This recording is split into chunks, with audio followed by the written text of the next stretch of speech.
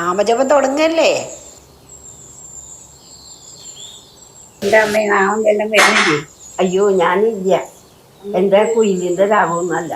അതെന്താ അമ്മ അങ്ങനെ പറഞ്ഞത്? ഞാൻ ഇന്നലെ ഇവിടെ ഇരുന്ന് നാമം ജപിക്കുമ്പോ അവിടെ ചിലരൊക്കെ ചിലതൊക്കെ പറഞ്ഞിരുന്നു. അമ്മ എനിക്ക് ഗുളികയുടെ കവറൊന്ന് പൊട്ടിട്ട് തരും.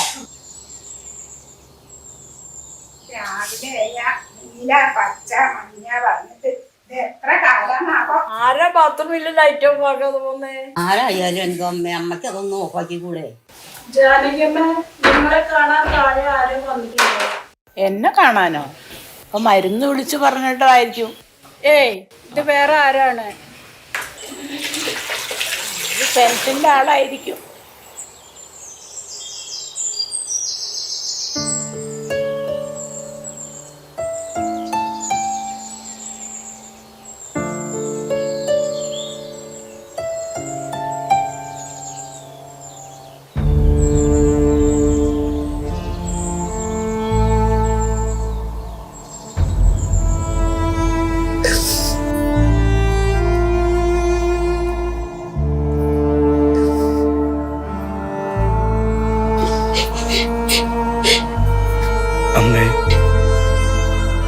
അമ്മയ്ക്ക് എന്നോട് ദേഷ്യമാണെന്ന്, എന്നാൽ അമ്മ എന്നോട് ക്ഷമിക്കില്ലേ?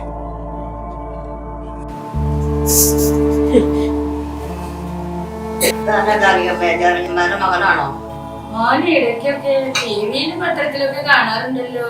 ജാനകിയമ്മയുടെ മകനാണെന്ന് അറിഞ്ഞില്ല കേട്ടോ. നിങ്ങളൊക്കെ വലിയവരല്ലേ, നിങ്ങളെ കാണാൻ താല്പര്യം. എന്റെ മോനെ, നിങ്ങളെയും കൊച്ചുമക്കളെയും കാണാൻ കണ്ണ് പൊരിഞ്ഞാണ് ഇവിടെ ഇരിക്കുന്നത്. നിങ്ങൾക്ക് എപ്പോഴെങ്കിലും ഒന്ന് വന്ന് കാണാൻ തോന്നിയല്ലോ? എല്ലാ മക്കളെ കൊണ്ടുവന്നില്ലേ? ഇല്ല, അവര് സ്കൂളിൽ പോയിരിക്കുക. അമ്മയ്ക്ക് ഇഷ്ടമുള്ള സാധനമൊക്കെ കൊണ്ടുവന്നിട്ടുണ്ട്.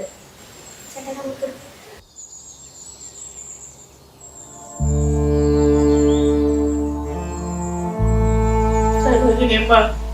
ഉപേക്ഷിച്ചിട്ട് അവർക്കൊക്കെ കൊടുത്തോളൂ. മറ്റുള്ളവരുടെ കാര്യം കൊണ്ടല്ലേ നമ്മളൊക്കെ ജീവിക്കുന്നത്. എന്തോ പണി കൊടുക്കാനുള്ള വരവാ മക്കളെ, ഇതുവരെ ഇല്ലാത്തൊരു സ്നേഹം. എൻ്റെ അമ്മോ,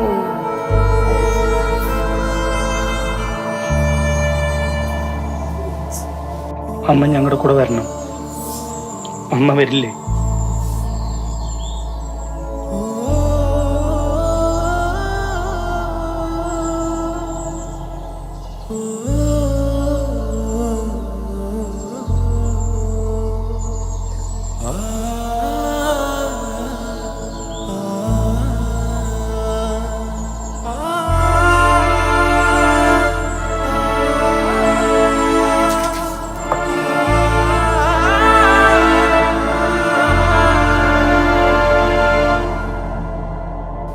ഓട്ടന്മാരുടേത് നമുക്ക് ഓർമ്മയുണ്ട് പോലെ.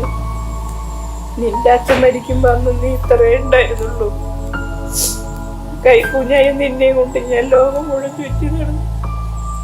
എന്തുമാത്രം കഷ്ടപ്പെട്ടാണ് എന്നെ കൈ നിലയ്ക്ക് എത്തിച്ചത്. അതൊക്കെ എങ്ങനെ എന്നെ മറക്കാൻ കഴിഞ്ഞു? അമ്മയെ കഴിഞ്ഞതൊക്കെ കഴിഞ്ഞില്ലേ? അമ്മ എന്തായാലും ഞങ്ങൾക്കൊപ്പം വരണം. ഒരുപാട് ആശിച്ചിട്ടുണ്ട് മക്കളെ ഞാൻ ഈ വാക്കൊന്ന് കേൾക്കാൻ. ഞാനിവിടെ വന്ന ശേഷം മാസം മാസം കിട്ടുന്ന പെൻഷൻ പൈസ കൂട്ടി വെച്ചിട്ട് എൻ്റെ കുട്ടികൾക്ക് ഇഷ്ടമുള്ളതെല്ലാം വാങ്ങി ആ വീടിൻ്റെ പടിക്കൽ വന്ന് നിൽക്കുമ്പോൾ എന്നും ഞാൻ വിചാരിച്ചിട്ടുണ്ട് എൻ്റെ മക്കൾക്ക് ഒന്ന് എന്നെ നോക്കാനെങ്കിലും തോന്നണേന്ന്. അതിനുള്ള ഭാഗ്യം ദൈവം എനിക്ക് തന്നില്ലല്ലോ.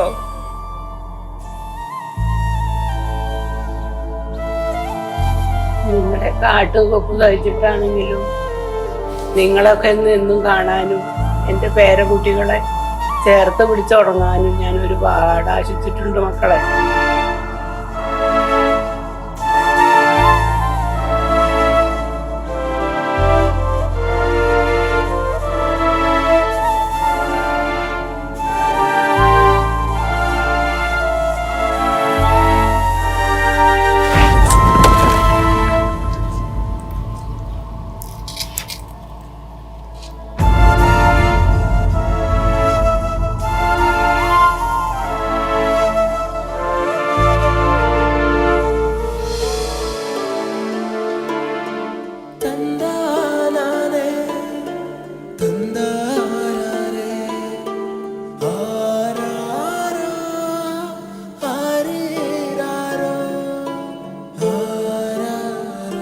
എഴുന്നേൽപ്പിക്കാൻ മാത്രം ആരും വന്നില്ല മക്കളെ. പിന്നെ ഇങ്ങനെ ഒറ്റയ്ക്ക് എണീക്കാനും നടക്കാനും പഠിച്ചു. ഞാൻ മരിച്ചു മണ്ണടിഞ്ഞ പോലും എന്നെ കാണാൻ നിങ്ങൾ വന്നേക്കരുത്. എന്റെ ബോഡി ഞാൻ മെഡിക്കൽ കോളേജിലേക്ക് എഴുതി വെച്ചിട്ടുണ്ട്.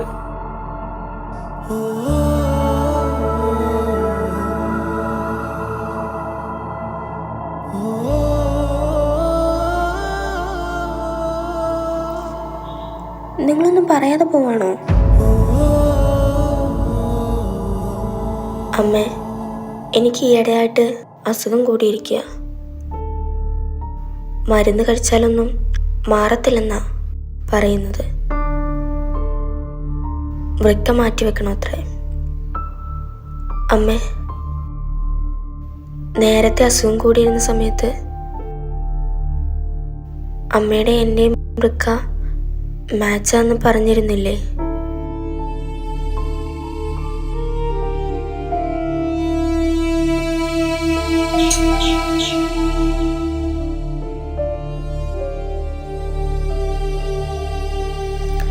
അമ്മേ, എനിക്കെൻ്റെ മക്കളുടെയും ഭർത്താവിൻ്റെയും കൂടെ ജീവിച്ച് കൊതി തീർന്നിട്ടില്ല. എനിക്കവരെ പിരിയുന്ന കാര്യം ചിന്തിക്കാൻ പോലും പറ്റുന്നില്ല. അമ്മേ, ഞങ്ങളെ കൈവിടരുത്.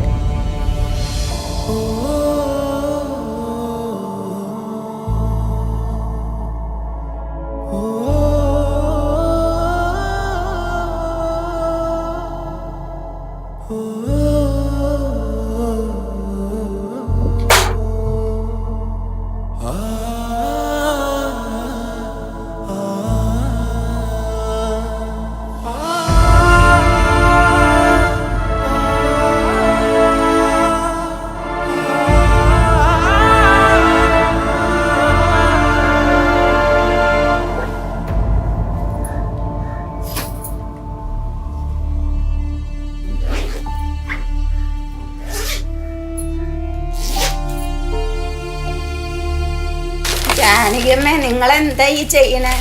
ഈ അവസ്ഥയിൽ നിങ്ങളെ ഇവിടുന്ന് ഇറങ്ങിക്കഴിഞ്ഞാലേ നിങ്ങളുടെ മക്കളും അവരുടെ കാര്യം കഴിഞ്ഞ തൂക്കി പുറത്തേക്ക് എറിയിട്ടു. ഉള്ളതെല്ലാം എഴുതി വാങ്ങിയ മക്കളല്ലേ, അത് വിറ്റിട്ട് അവരെന്താൾക്ക് ചെയ്യട്ടെ. അമ്മ ഒരിക്കൽ ഇവിടുന്ന് പോയി കഴിഞ്ഞാൽ പിന്നെ തിരിച്ചു വരാൻ കഴിയണമെന്നില്ല. എത്ര അപേക്ഷകളാ വന്ന് കിടക്കണേന്നറിയോ? ഇവിടെ സ്ഥലമില്ലാത്ത കുറവേ ഉള്ളൂ. നിങ്ങൾ എന്തിനാ പോകുന്നത്? അമ്മ പോകാൻ തന്നെ തീരുമാനിച്ചൂലേ? എന്റെ മക്കൾ എന്റെ ബാഗ് എടുത്ത് വലിച്ചെറിഞ്ഞപ്പോ എവിടേക്കാന്ന് അറിയണ്ട ബാഗ് എടുത്ത് ഞാൻ പടിയിറങ്ങുമ്പോ എന്റെ കണ്ണിൽ ഇരുട്ട് മാത്രമേ ഉണ്ടായിരുന്നുള്ളൂ.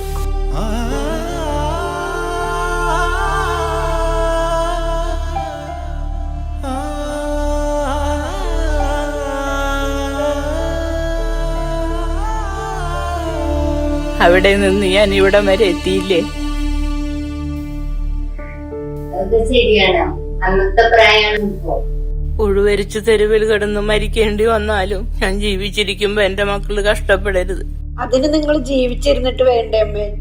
ഓൾറെഡി ഒരു കിഡ്നി നിങ്ങളുടെ പോയി കിടക്കുകയാണ്. ഇതുപോലൊരു ഓപ്പറേഷൻ തരണം ചെയ്യാൻ നിങ്ങൾക്ക് സാധിക്കും തോന്നുന്നുണ്ടോ? നിങ്ങൾ എന്താ മരിക്കാൻ തീരുമാനിച്ചോ? ദയവ് ചെയ്തിട്ട് എന്റെ മക്കളോട് പറയരുത്. അവർക്കത് അറിഞ്ഞ വിഷമമുണ്ടാവുമെന്ന് എനിക്ക് തോന്നുന്നില്ല. എന്തായാലും ഓപ്പറേഷൻ ആകുമ്പോ ഡോക്ടറുടെ എല്ലാ വിവരങ്ങളും പറയും. അതൊക്കെ ഞാൻ നോക്കിക്കൊണ്ട് കുറച്ച് ദിവസമെങ്കിലും ഞാൻ എന്റെ മക്കളുടെ കൂടെ സന്തോഷമായിട്ടൊന്ന് ജീവിച്ചോട്ടെ. അമ്മേ, നമുക്ക് പോകാം.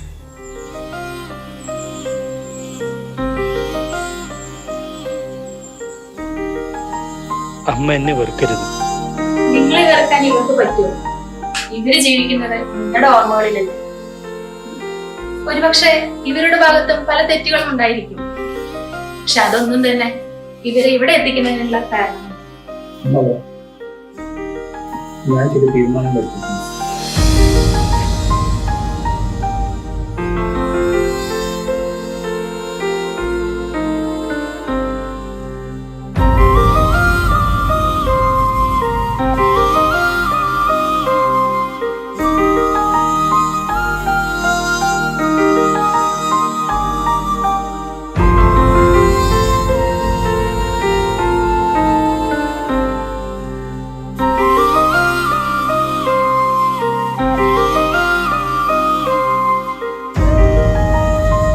ഇത് ഒരമ്മയുടെ കഥയല്ല, ഒരു ജന്മം മുഴുവൻ മറ്റുള്ളവർക്ക് വേണ്ടി ഉരുകിയൊലിച്ച് പാതി വഴിയിൽ ഒറ്റപ്പെട്ടു പോയ 1000 വൃദ്ധജന്മങ്ങളുടെ കഥയാണ്.